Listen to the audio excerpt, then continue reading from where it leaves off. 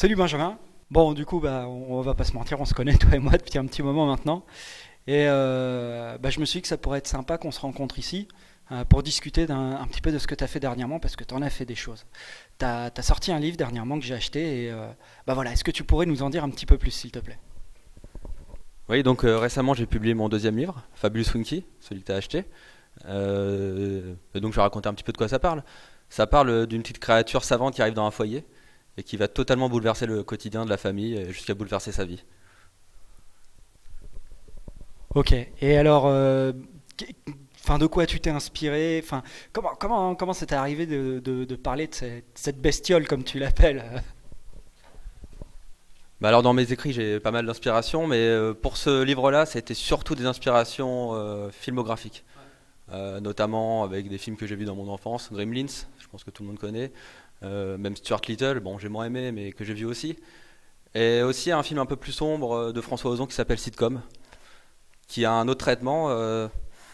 C'est sur un rat qui arrive dans une famille et pour le coup qui parle pas du tout et qui est pas du tout savant, mais qui arrive dans la famille et ça va avoir des proportions tragiques en fait. Il va avoir une influence néfaste. Je pense que c'est un assemblage de tous ces films-là qui m'ont inspiré Winky, dont j'ai eu l'idée bien plus tard finalement. Ok. Et du coup, est-ce que tu as des projets là à venir, je sais pas, est-ce que tu as envie de creuser dans une direction ou est-ce que peut-être même tu t'es déjà lancé sur quelque chose? Voilà.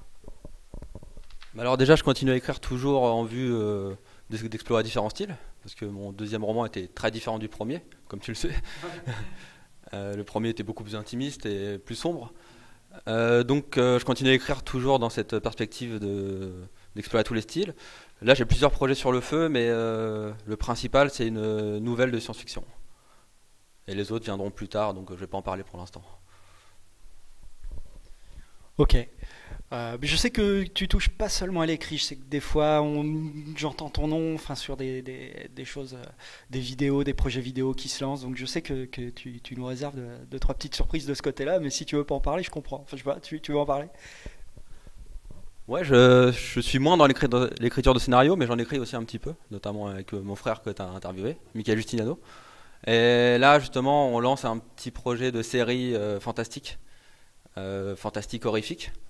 Et du coup, on a fait le tournage le week-end dernier, et donc le temps du montage, et ça va sortir.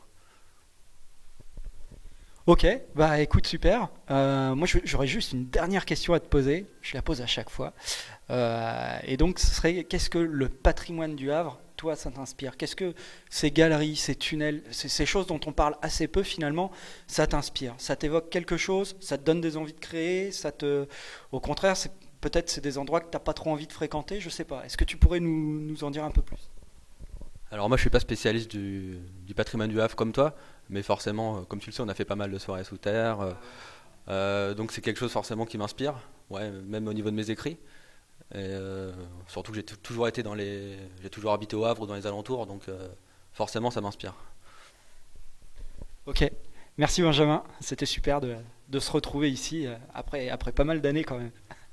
Et puis bah nous on se retrouve pour un prochain Sous les pavés. Donc à bientôt. Salut les curieux les curieuses.